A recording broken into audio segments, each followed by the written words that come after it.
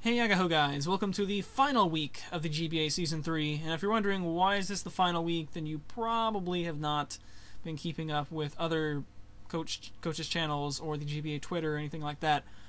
Basically what happened is, Adam and I had this game Thursday night, and then I left Friday morning and got back Sunday night. I had no internet, which is why this video is up late. And during that time, the GBA kind of completely dissolved. So I got back Sunday night and I was like, what? But yeah, so some people are uploading this week, some are not. I happen to really enjoy this game, so I am going to upload this week, and I'm going to suspend any further talks about the dissolving and all that stuff until the end of the video. So compartmentalize that and just enjoy the match for right now, and then I'll talk about all that other stuff after the match, because this was a pretty high-stakes match between myself and the mighty Duckletts. We are both in the silver division of the Johto Conference. I've been after the week 1 loss to Kote, which is an 0-1, kind of been tearing it up out there. We're 3-1 at plus 13. Adam with the same record, but considerably less differential. So whoever wins this game is going to be on top of the silver division. So yeah, even with that big differential lead, we can still lose the lead if we lose this game. So we're going to be trying to make sure that does not happen. Adam's got a bit of a restricted roster. I had to draft stuff like Vileplume and Ursaring, but he's been making it work. 3-1, it's pretty good.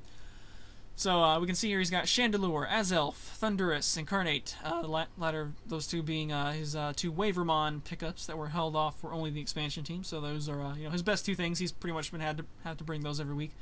Ursaring, Shaymin Land, and Mega Aggron. Kind of wanted to bring my Aggron so we could have Aggron on Aggron game, but I just thought like that was going to be too much masculinity for one game. It might like break Wi-Fi or something because of disconnect. So decided not to do that.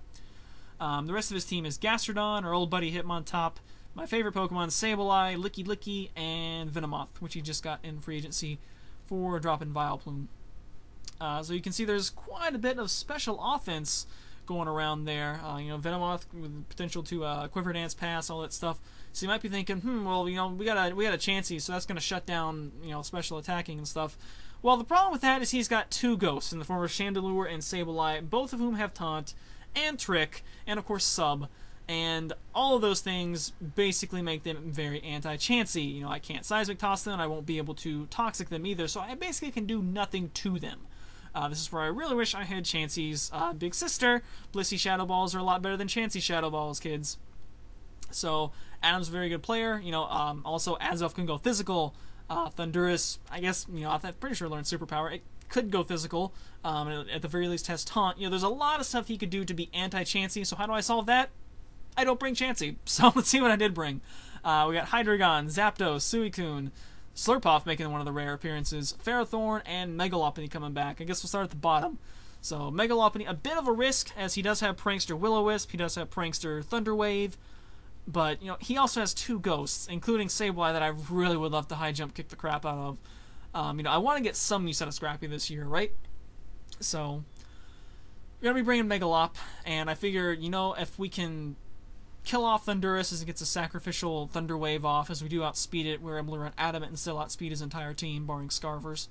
That might be alright if we can get that kill, then I can just bring in, you see right above there, Slurpuff has Aromatherapy, can come in, get that off. Slurpuff, kind of the Blissey replacement this week, or Chansey replacement this week, in a way.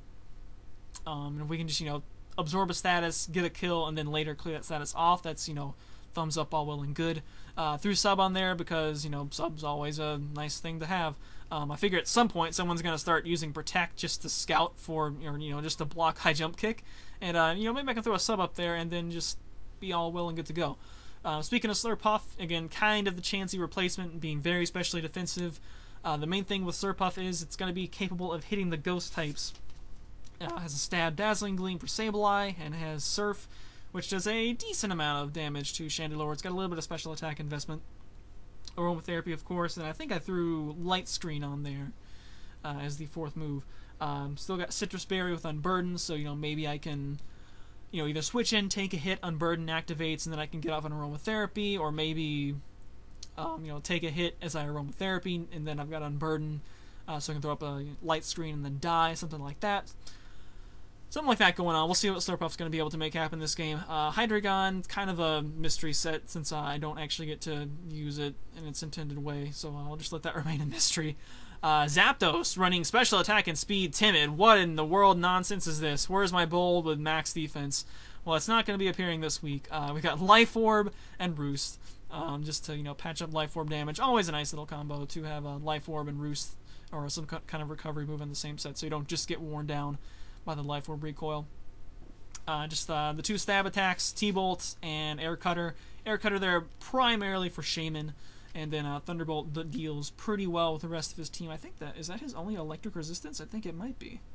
There's also Gastrodon, which I thought about throwing HP Grass on there, but I figured, bad stuff could happen with like Mirror Coat, or, you know, it's just like not doing enough. So I decided to just throw Toxic on there. Also, you know, Toxic, you know, I also kind of hate to run like weak moves like Hidden Power. At least Air Cutter has Stab. I kind of hate to run weak Hidden Powers in conjunction with Life Orb because, you know, they switch in something that resists it and then you just probably damage yourself more than them. So, you know, Toxic throwing status out there, pretty good idea, pretty good way to take Gastrodon down. Suicune is going to be one of the rare times I run specially defensive Suicune, but I am going to be running that this week. Again, a lot of special defense around the board to kind. You can see there's 3 things that are especially defensive to kind of make up for the lack of Blissey or Chansey. If I had Blissey, I would have brought Blissey. Chansey's not so much. Coon again running Rest Talk. It's kind of at this point become the way Suicune has to be for me. I kind of can't stand running it without instant recovery, even if it is rest. And I'm gonna be running Roar and Scald. Roar because, you know, he's got 2 scary things on the team. You can see them there at the top left. They're both weak to Stealth Rock. So I'd like to be able to roar those around. Neither of them has access to recovery, so we can just get passive damage on them with rocks. That would be all well and good. Likewise, Scald is fairly acceptable coverage against most of his team. Gastrodon, you know, is of course a problem. But, you know, even if I give it a special attack raise with Storm Drain, then I can just roar it back out. So it's kind of whatever. And then down at the bottom, we got last thing is Ferrothorn, which is, I kind of wanted to run Spikes, but I decided to just go Stealth Rock instead. Leech Seed Protect, as we kind of had last week, and then Knock Off because he's got a couple of things, notably like, for example, Chandelure, you know, that might want to switch in, and, you know, have a fire move. Likewise, Azelf might have a, you know, flamethrower, so if I can catch either of those with a Knock Off, that would be pretty good. I thought about having Spikes over Protect. In the end, I decided to go Protect, mostly so I could scout for stuff, namely, you know, random Hidden Power Fires, Flamethrower versus Fire Blast on Azelf, because I believe I can live a unboosted Fire Blast, so like I guess like a Focus Sash Fire Blast from Azelf, or a Life Orb Flamethrower, but Life Orb Fire Blast, no, something like that. I think it's pretty much max, especially defensive on Pharaoh this week. That should pretty much cover it for the team the team breakdown, whatever. And let's go ahead and get the fight started. Alright, since we don't have Volt Switch on Zapdos this week, it's not going to be Zapdos leading. What I kind of decided was if I don't see Hitmontop to remove hazards, I'm just going to leave it out with Ferrothorn and, you know, see what he wants to do. I do have Protect a Scout, etc. So that's what I'm going to do. I got to start out with Pharaoh, and it starts out with Thundurus. So I kind of want to go ahead and throw rocks out there, but I figure he might have Taunt. Usually in this situation, I kind of make them have Taunt and just, you know, go ahead and click rocks anyway.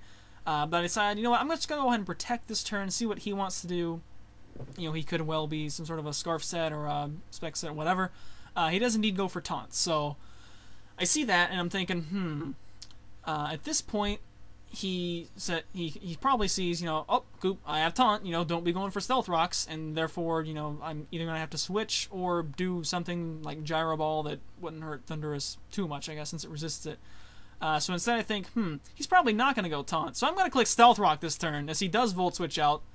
And, yeah, he's about to be surprised, I guess, because we're going to go ahead and get rocks up. I see your Taunt, Adam, and I'm going to click Stealth Rock anyway, so right out of the gates, Protect, proving its worth, you know, allowing me to see that he does have Taunt, and then let him know that I know that he has Taunt, and then rather than do the smart thing, which would be, oh, don't use a status category move because I have Taunt, I use it anyway, expecting him to not actually get a successful taunt through. So anyway, I was quite pleased with that play, as now Chandelure is in here, which is pretty expected.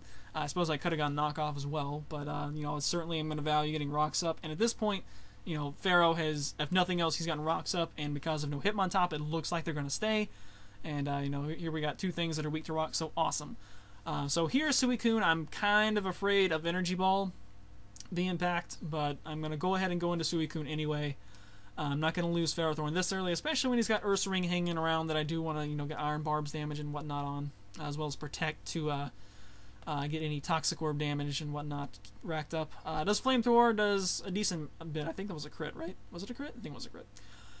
And from here I could Scald or I could Roar, and I think I'm just going to Roar and see what he wants to do. Hope he doesn't have a nice big Energy Ball there for me.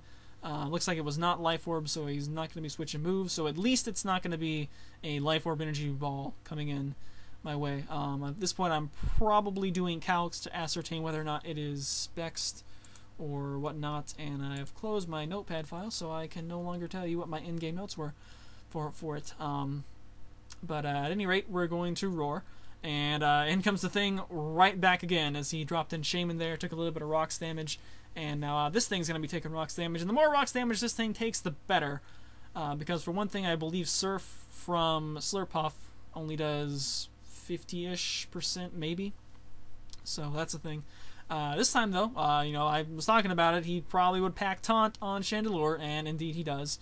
So now I'm unable to rest, I am unable to Sleep Talk or any of that nice stuff.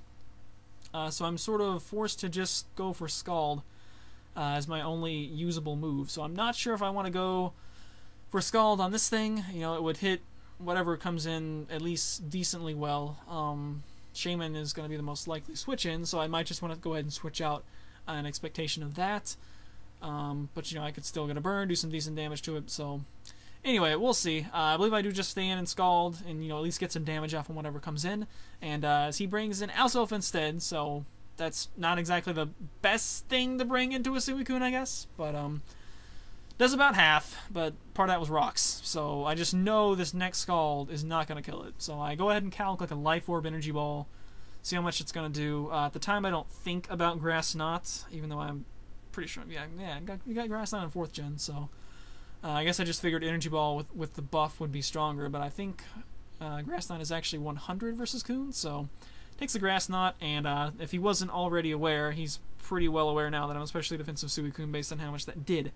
Anyway, as I kind of expected, the left did it like 2 HP, so great. So this thing's still around, but it looks like another Energy Ball or Grass Knot will not kill me, and my taunt wore off, so I can now go ahead and click Rest. If I want to, and see what he wants to do. I definitely, though, do not want him doing something like Nasty Plots. I can, of course, at this point, I can still bring in Megalop, so it's no threat to sweep. God, Fake Out on Megalop, so good. Just don't have to worry about being swept. It's so nice. But anyway, so I'm pretty sure. Is this? No, okay. At some point, I'm pretty sure I time out on one of these moves, or was that last game? That might have been last game. Anyway, I'm gonna go ahead and switch out and go into Iris to take on a special attack and see what it wants to do, and he just doubles out into Ted Ursaring, so I'm gonna get slammed and destroyed by this thing. I'm gonna assume, I don't know if he's Guts or Quick Feet at the moment. He's Toxic Orb, so he could, you know, be either, even though Toxic Orb is generally the better one anyway, unless you really plan on staying in for like 5 turns.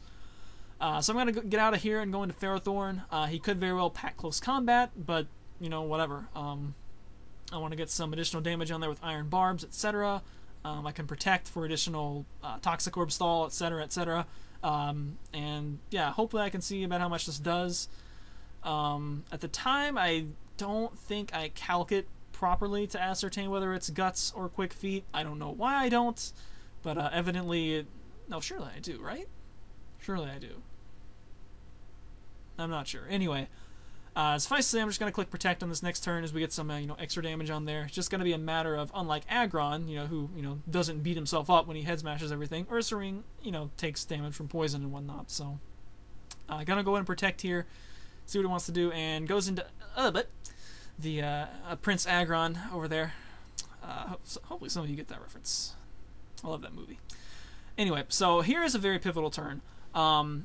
Protect failed, so I can protect again. I calc a superpower from like a not too, like maybe 0 to 4, whatever, attack invested Mega Aggron, and superpower at this range will almost certainly KO.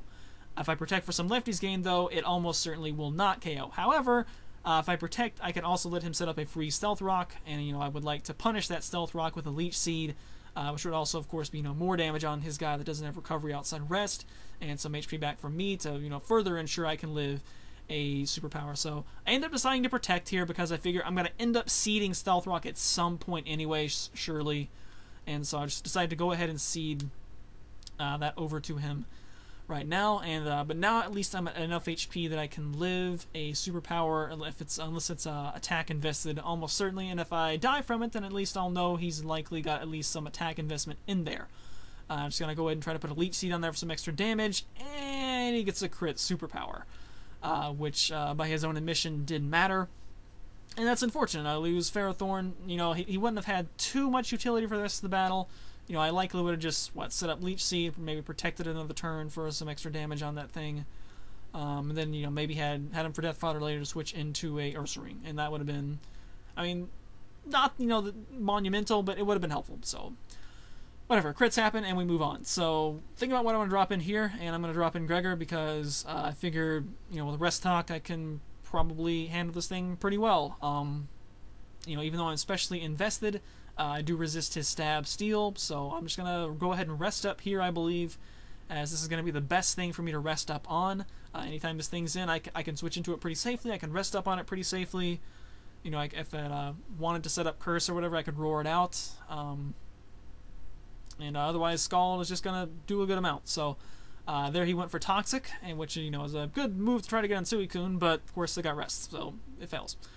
Then here I'm just going to start clicking Sleep Talks and, see if we can get that nice Sleep Talk roar for some... I guess it's not priority shuffle, but it's not negative priority shuffle, normal shuffle, whatever. Anyway, he is going to go ahead and go back into Cardell Jones to try to torment Abalama people, but Cardell Jones gets roared back out and goes into this thing, so that's, that's nice. Azelf dies to rocks. He had no way to remove it, so it was dead on entry.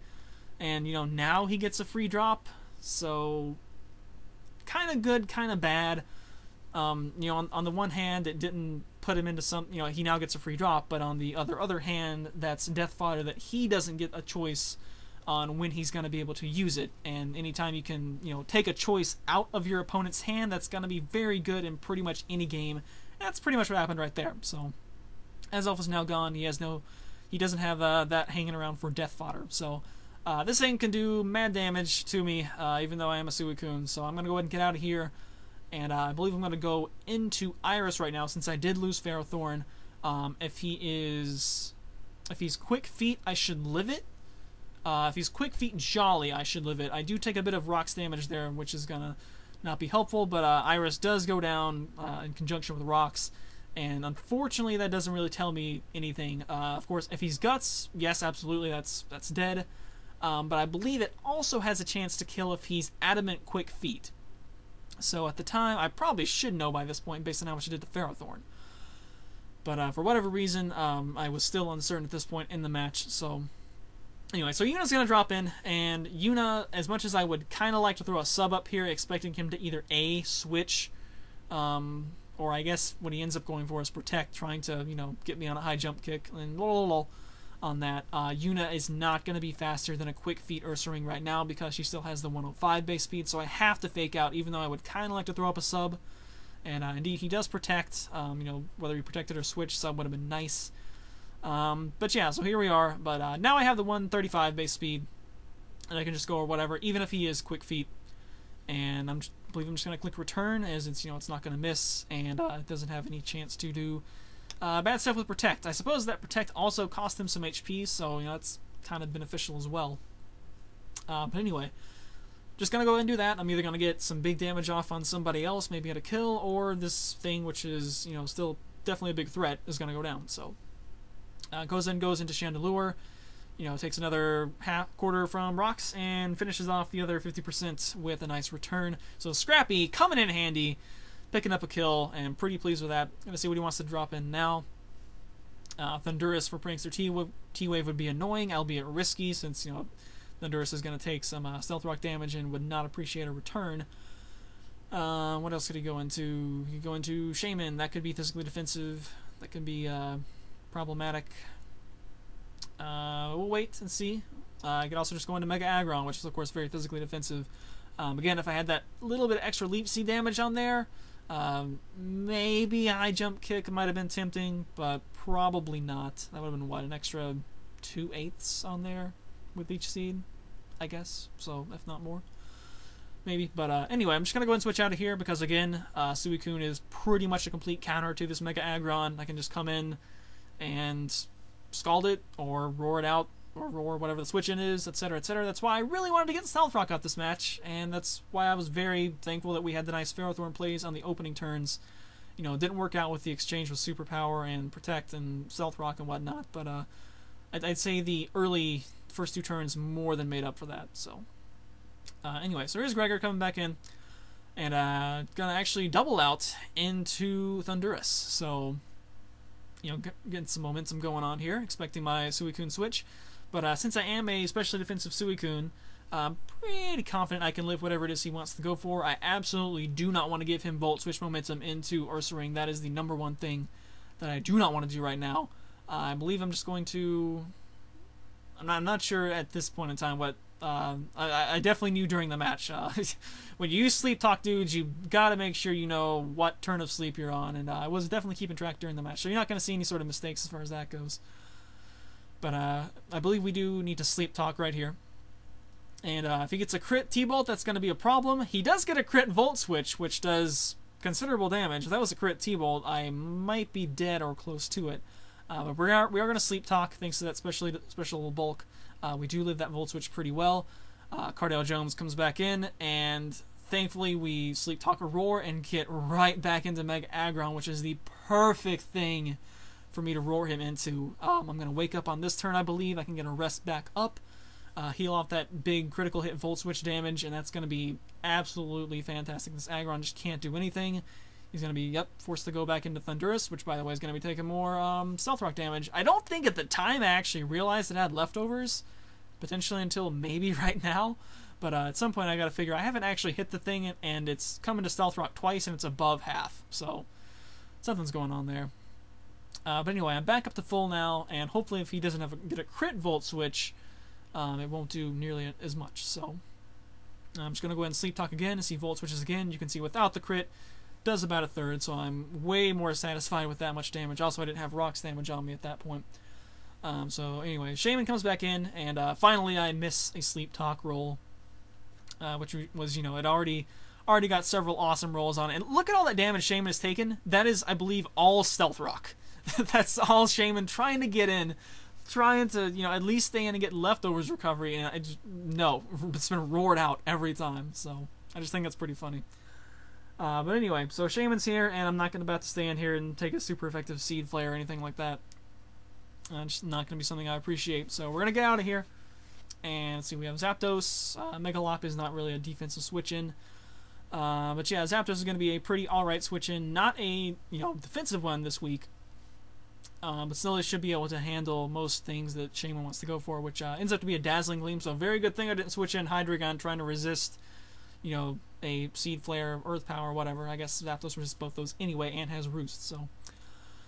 but here, I'm just going to go ahead and click Air Slash, because this is an offensive Zapdos, and unless he is pretty much max speed, I outspeed Timid Venomoth.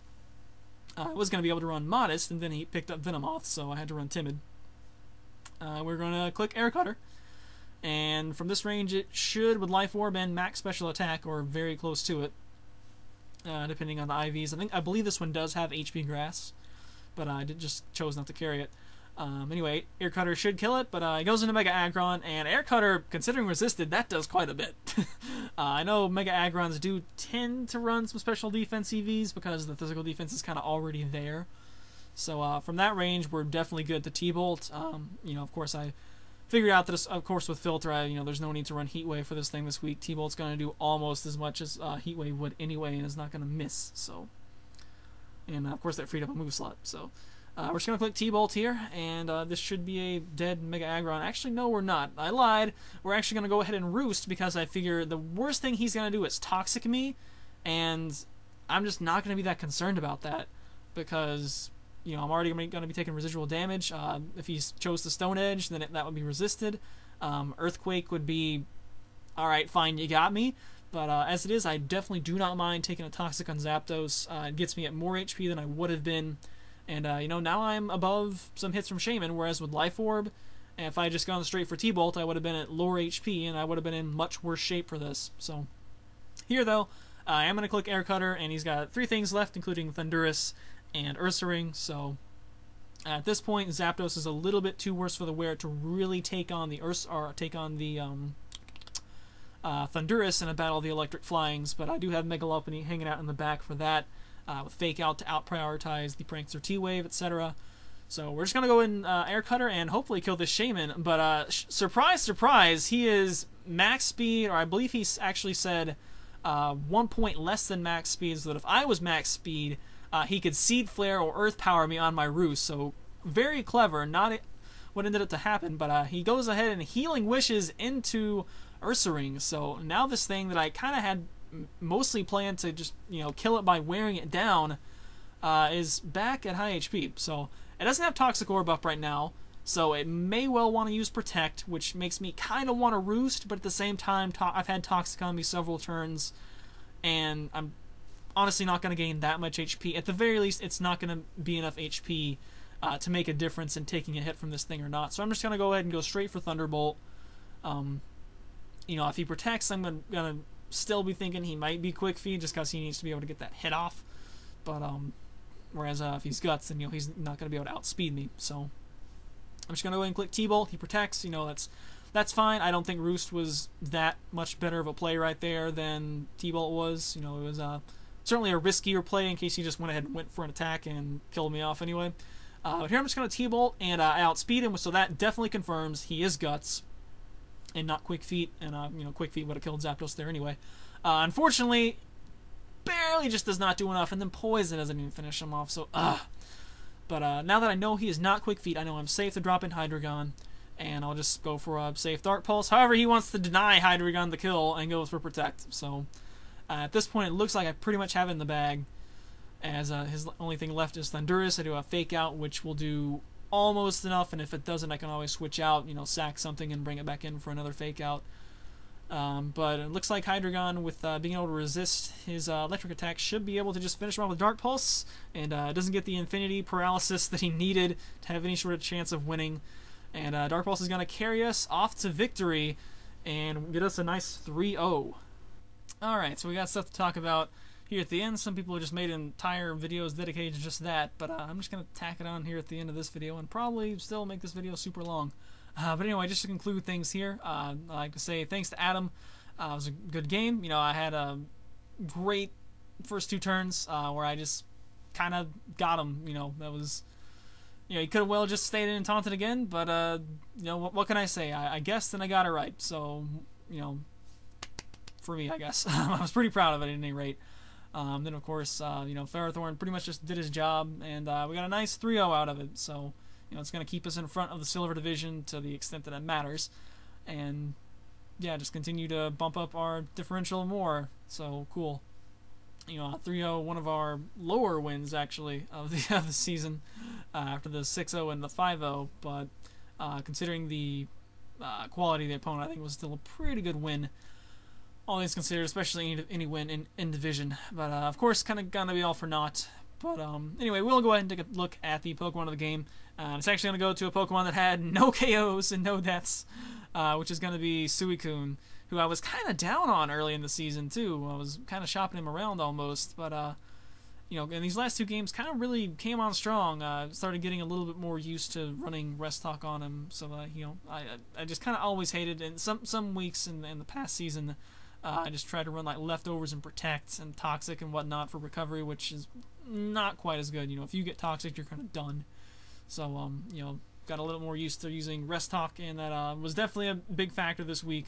Had those great Sleep Talk rolls. Oh my goodness, that Shaymin took like, what, 40% before it even got to make a move? Poor Shaymin. I just completely countered Mega Aggron, which was great. And I was the only wall I had that actually had instant recovery. Ferrothorn kind of had Leech Seed, that was it. And then Zapdos wasn't really EV'd to be a wall. So let's go ahead, though, and take a look at the final standings for GBA Season 3.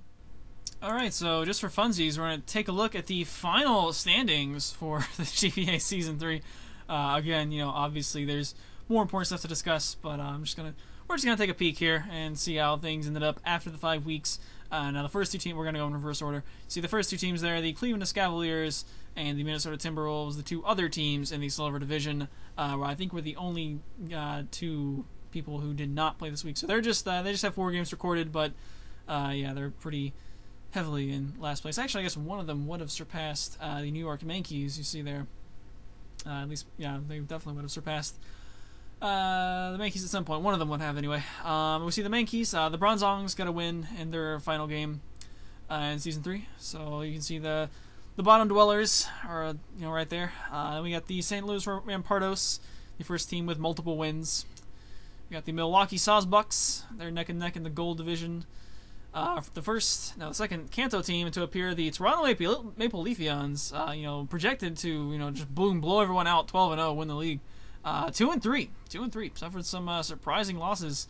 You know, very curious. But anyway, moving on, we have the New Orleans Pelipers. You know, sitting at 2-3. Just craziness went on this year. Nutso stuff. Still with a positive differential though. Tied for 7th place, we have the Boston Red Sox and the team that we defeated in this video, the Anaheim Mighty Duckletts, both at 3-2 at a -1 differential. Trying to make a comeback on the year, defeating Shady, but of course, league ending, so whatever. 6th, the team that we delivered the 6-0 to 2 weeks ago, the San Jose Sharpedos. Tom coming on, trying to win that gold division crown, ending the league at 3-2. We have the LA Needle Kings, the first, I guess, lowest ranked of the 4-1 teams. You know, everyone talking smack about them, but here they are, ranked 5th in the final standings at 4-1 with a nice +5, you know. Proving some of the doubters wrong. Coming in at 4th, we have the Real Maril, coached by Miguel, 4-1 at +9. And then run ahead to the top 3, we have, you know, 2 of these top 3 teams were undefeated going into this week. And tied for 2nd place, we have the Arizona Deoxys and Atlanta Haluchas, both at 4-1, so both suffering 1-0 losses this week. Both ending the season at 4-1. +12, and you know what that means, guys? You know what that means, right? That means the Utah Jasmine finished GBA Season 3 with the best record, and totally should be GBA Season 3 champions. I don't know about you guys, but oh, all in jest, of course. You know, a hollow win, even if you do consider it to be one. But I just wanted to go on record and point out that we did have the best record when the league dissolved. So, anyway, moral victories, I guess. You know, we certainly did not fulfill our head smash quota. I think I said I wanted to use head smash 20 times this season. We only got 1/10 of that, so, you know, in that sense, the season was a total failure. But at least we finished with the best record out of anyone after 5 weeks. So that counts for nothing really, but we got to use head smash Aggron a couple times, so, you know, successful season as far as, you know, at least being able to get that off a few times. But anyway, on to more serious talks.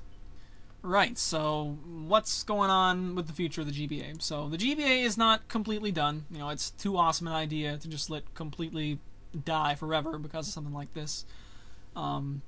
You know, some of the other coaches have already jumped and joined other similar leagues. I think it was Tom and Danza, Sharpedos, and Needle Kings coaches. They joined some of the league. I think it was the NPL, something like that. Some of the other Gubbs in particular, I remember he said he was just kind of done with you know, the format in general.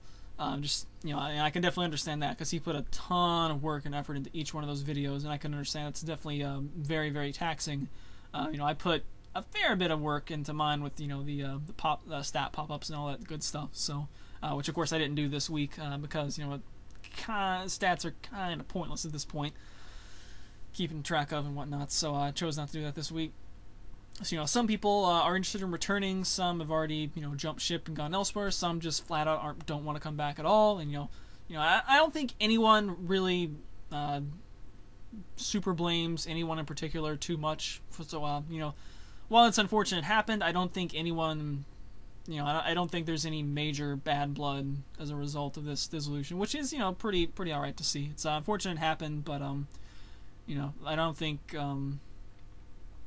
I don't think anyone is completely blaming anyone else. There's no scapegoat, is what I'm trying to say with this. So, but anyway, so as for what's going on moving forward, so yeah, we will be coming back, and I think the timetable is 4 to 8 weeks. 1 to 2 months. That could certainly vary. That's just the numbers that have been tossed out there publicly. So that's what I'm going to continue quoting. The big thing is it is going to be a fresh draft restart. When we kept adding the expansion teams. There were issues with, the draft pool wasn't as good. Is it really fair to the expansion teams? So, and some people cared that it was unfair. Some other people didn't care because they're expansion teams. They should be expected to be, disadvantaged. So, whichever of the sides you were on, it doesn't really matter at this point because we're going to be doing a fresh restart, getting more than 8 but less than 16. I'm not quite sure what the exact number we're going to be doing is. And yeah, so we're gonna be doing just a fresh restart. Everything's pickable again. I think at least for the first season of this new, we're probably still gonna call it the GBA, maybe like the GBA something else. I don't know. We'll decide. We haven't decided on much of anything yet. But it'll probably just be everything will just be on 1-year contract links at first. That way, if we do make a boo-boo in some way, something, this actually needs to be altered in some form or fashion, we can do it and it won't mess up people's rosters because everything will be going back into the free agent pool. Likewise, if you have a poor draft for whatever reason, because we're probably going to be bringing in some new people. Several coaches have said they want to return, myself being one of them. Steve's still going to be the one organizing it, so he will, of course, be in it.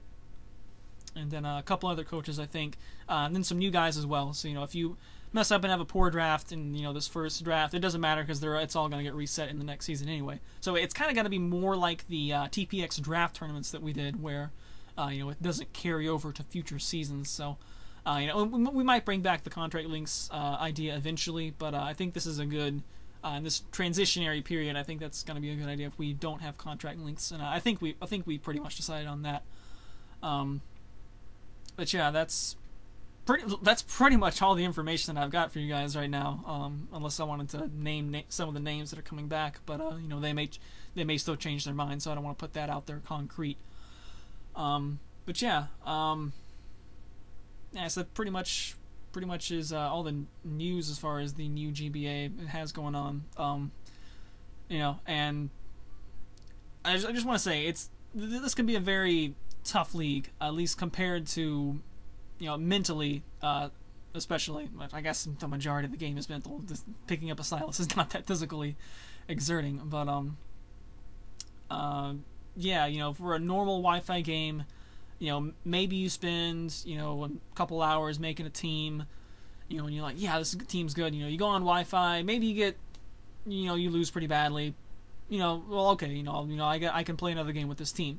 That's not really how it goes with this league. You make one team for one specific matchup, and you get one shot to make it work or have it fail.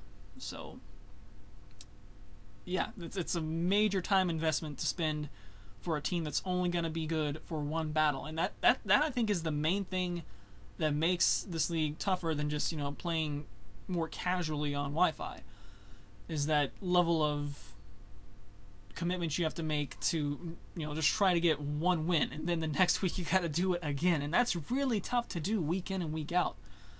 And for some people it's just not worth the effort, as some people have found. And even if you're having fun at first, it can drain you. It can just really drain you. The thing I like to quote, and the motto I like to go by, is something that I heard quoted of Roger Federer, which is, love winning more than you hate losing. So that's something like, you know, if you win a game, you can get to a point that if you win a game, you know, all right, you know, I guess we can go on to the next week now. If you lose a game, it just absolutely crushes you. You know, it's like you're almost afraid to play because you're more afraid, not necessarily afraid to lose, but if you lose, it just affects you more than if you win. You get more of a negative feeling from losing than a positive feeling from winning. And if you're that way, then you're just going to have a bad time, especially in this league. I try to make sure that I myself am the other way. When I win, you know, great, awesome, you know, celebrate that win. When you lose, you know, don't get bummed out, don't let it get to you. And that's easy to say, but it can be kind of hard to do. So, you know, that's something that I try to do. So that's my mantra I like to go by. You know, hopefully people who we get added in will be able to share that mantra, and we'll have, you know, great success and have a lot of fun in the league, because at the end of the day, that is what it's all about, is having fun. And, you know, it's certainly understandable that you might not have fun if you lose every week and you know, spend 3+ hours building your team for this one game. It's definitely something that can be tough to do. But anyway, attitude is like 95% at least of life. So let that be a lesson to you kids. Anyway, that's the sappy stuff and the stuff that's going to be happening going forward. So as for what's going to be up on the channel, on this channel specifically, so as you guys can probably know by now, you know, GBA was pretty much the entirety of my 6th gen uploads so far. I do have some other 6th gen uploads, which I believe are all XY. I've only done GBA on Oras. So I've got a couple of those that I might upload in the meantime. No LPs currently planned outside Battle Kit, which is delayed until I get an Elgato and or Pokemon Z, which theoretically will come out in the fall. I'd be almost surprised if it did not, even though they have not announced it whatsoever. But well, we'll see. I'll probably do a No Sinners No More Return of that whenever it comes out in like the most sadistic way possible, because, you know, that's kind of been the recurring theme, is that I did you know, No Sinners X and it was easy. I did No Sinners No More, it's Alpha Sapphire, and thanks to experience share, it was still easy. And I expected to fail both those runs and didn't. So whatever Z is, I'm going to do it like maximum sadistic to make sure that we absolutely fail that run. And we'll see how it goes. But anyway, that's going to pretty much wrap it up. Thank you guys for supporting the Utah Jasmine up through now. You know, I still take a lot of pride in that I was the only one who actually did all, you know, breeding and catching legends, you know, as opposed to Savgen. You know, that's certainly an era that is long gone. But you know, much like the team being centered around 4th gen, that is still the era that my mind is in, so I still enjoy taking pride in that. So I'm glad that we were able to, you know, complete our, at least this rendition of the GBA, while, you know, not really violating any of those things that I have some sort of values to, for whatever reason that I do. But anyway, thanks again for watching these videos, and you know, we'll be kicking back hopefully in 4 to 8 weeks. We'll hopefully not miss a beat. We'll keep you know, we'll have the stats and all the scoreboard and all the usual stuff that you guys have come to expect from the last couple of videos. We will keep that rolling on into whatever the new GBA is. So again, you know, I guess stay tuned to the GBA Twitter for the latest news that we make public. Steve's channel, I'm not sure if we're going to be continuing to use the GBA channel or not. That's something we'll have to discuss and decide. As you know, part of the point of it is to, you know, promote individual channels as opposed to one team channel. But I don't know, whatever. We'll figure all that stuff out. And yeah, hope to see you guys in the future, in a month or two, maybe. If you want to be a part of this, I guess bother Steve on Twitter or something. We have no methodology for adding people. If we're just gonna, you know, pick people that we know, that we scout. If we're gonna have any sort of audition, you know, you can send in, you know, like, hey, here's my channel, you know, I think I'm pretty good, you know, I got a good attitude towards the game, etc. I don't know, we haven't decided any of that stuff yet. I literally, I don't think we have anyone discussed as being a new addition apart from the people who are going to be returning have said they want to return. So anyway, that's it. Is this dragged on for an hour yet? It is not, I believe, dragged on for an hour yet, which is surprising. But I'm going to use that as an opportunity to cut this before it drags on for an hour. So once again, guys, thanks for watching, and I'll see you guys in a month or two, or whenever I decide to post some other non-GBA battle in the meantime. Later days!